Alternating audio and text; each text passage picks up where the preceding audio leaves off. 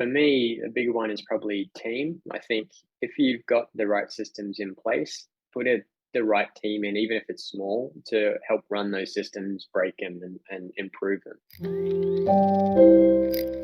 Hey, it's Dave from SYSTEMology, and today we're shining a light on business owners and their journey to systemization. I've got Josh Smith here from LeadFlow Marketing. Maybe just to start, Josh, if you can introduce yourself, tell us a little bit about your company and the work that you guys do. Yeah, great. Thanks, Dave. I always love our chats. So it's nice to do this in a forum where we get to record it, and hopefully, one of us or both of us will say something smart that people like. I'm sure you will. I'll do my best over I'm here. confident you will.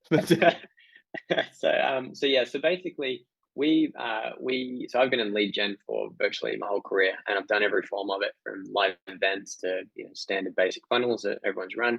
And in recent years, particularly COVID drove it actually, we niched down into quizzes or scorecards or assessment type tools. And from that we've been able to build a really robust agency leveraging the SaaS product of ScoreApp, so scoreapp.com. Really fantastic platform for allowing you to build quizzes in all sorts of different formats.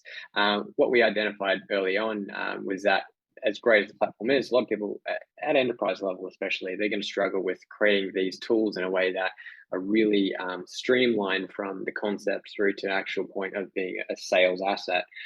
So we came in and built the platform to assist the users of ScoreApp to do quizzes at the level that they Mm. could be done from a real sort of asset base where it will plug into an infrastructure that can work really successfully.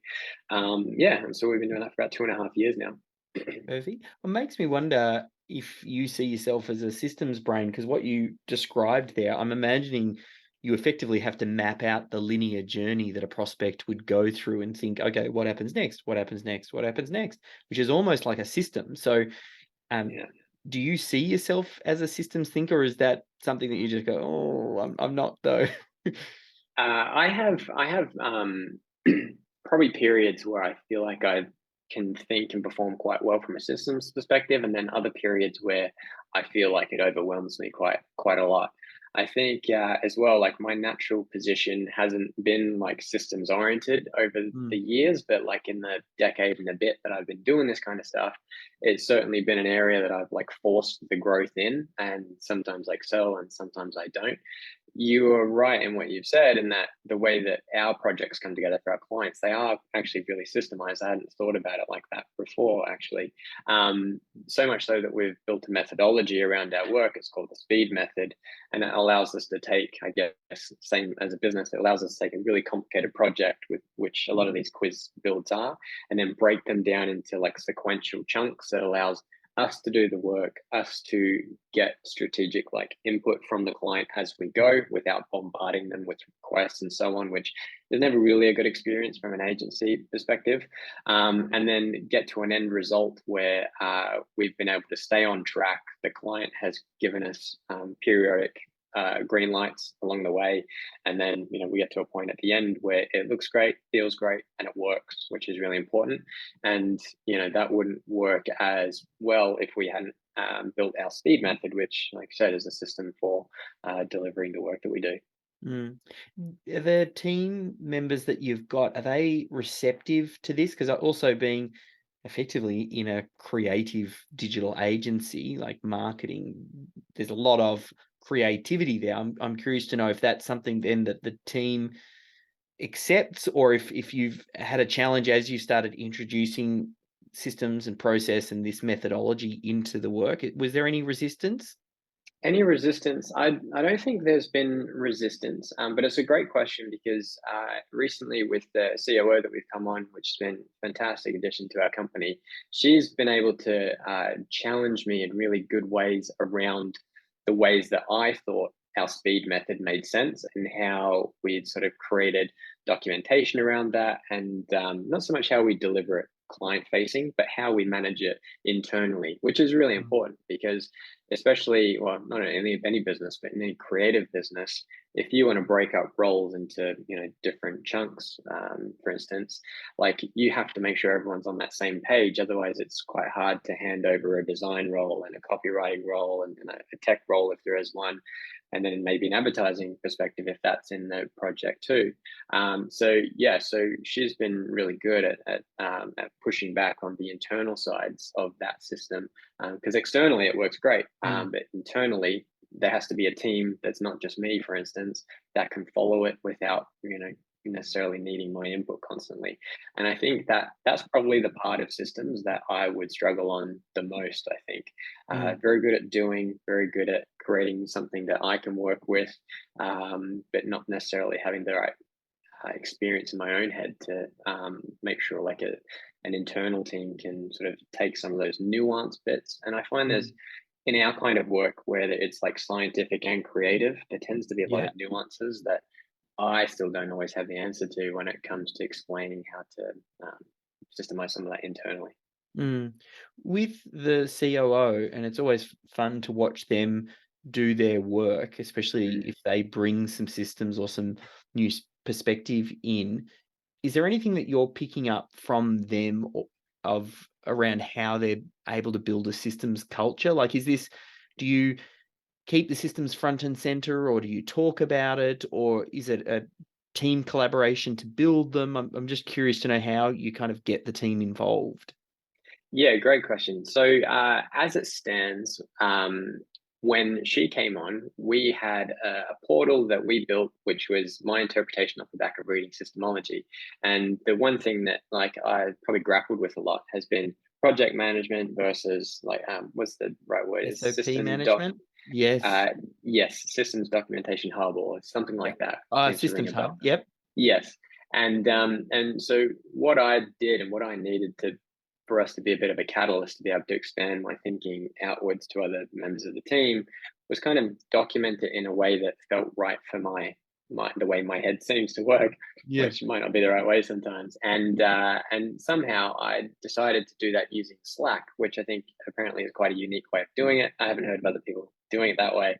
And what I did was is I essentially built out our business through sections and channels within Slack, from Yeah, wow. onboarding through our speed method. And it was really good in theory. And it looks quite impressive if you jump in and see how things turn to threads and everything's sequential. And we, have different files for reference throughout. And it kind of worked really good from that perspective. But it's actually quite clunky from a perspective of trying to work through it if you were going client to client, unless you really knew what you were doing all the time and you didn't have to Yeah. constantly check back in.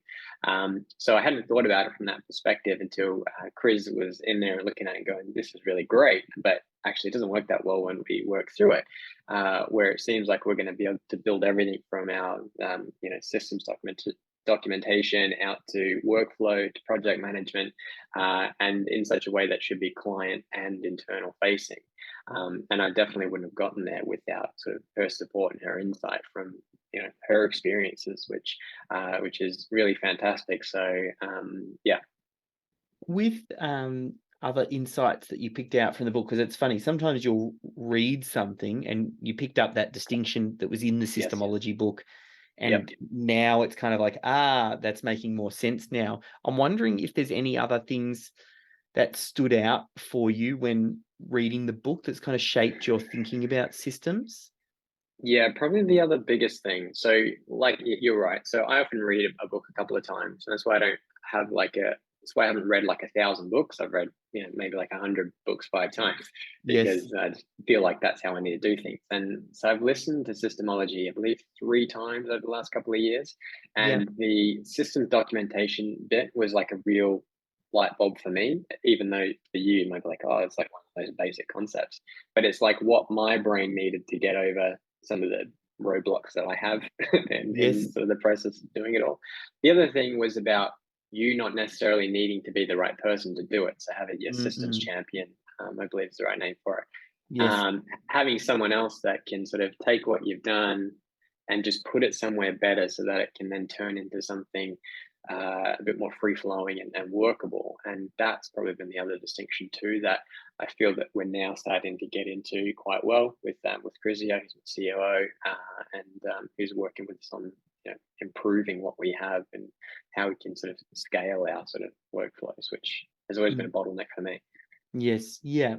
If I mean, you're a little bit you've started on the journey, and Mhm. sounds like it's still in play, and a big part of it is kind of building it out. Now that you've started, I don't know if you've had any wins or anything, because I know the first system or two you put into place, sometimes you don't notice the impact, like small savings of time here and there and a couple little errors, but might be fixed or avoided. But oftentimes systems have a real compounding effect, which means you don't Mm. notice them straight away. But I am curious where you're at, if you've had any wins where you're just like, wow, like I'm on the right track here. Yeah, definitely. For us, the main thing that probably comes to my mind is the way that we had structured our projects and the way they work through our speed method means that we can take on a lot more clients than what our team would actually suggest that we should. And it's because, well, one, we set expectations really well, which I think few agencies do well, especially Yeah. anything that's in like a development space. They tell you it's a month and it's four. So we set expectations really clearly, which is a part of our systems in the early beginning. And then from that, the way that we break these projects down through our speed method mean that we can handle different chunks of the project at different points and essentially juggle a lot of different clients at any one time because they're all at different time stamps, if you want, in that workflow. And we're sort of managing them accordingly. If we didn't have that in place, and if we tackled these like we did our initial early test builds like 2.5 years ago, where it was like I understood the business we were working with, or I was working with, because at the start it was just me, and then I could just get into it and 8, 10, 15 hours later come out with a really good product. That Yes. doesn't work when you're trying to work with 10 different businesses.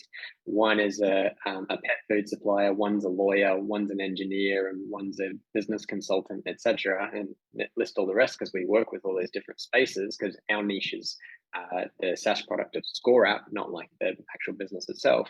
Like we wouldn't be able to juggle that kind of client load without being able to break down our projects the way that we have because of the speed method system. So that's, yeah, definitely been a revelation. And now we're just kind of like testing how far we can push that without needing more people and so on. Yes.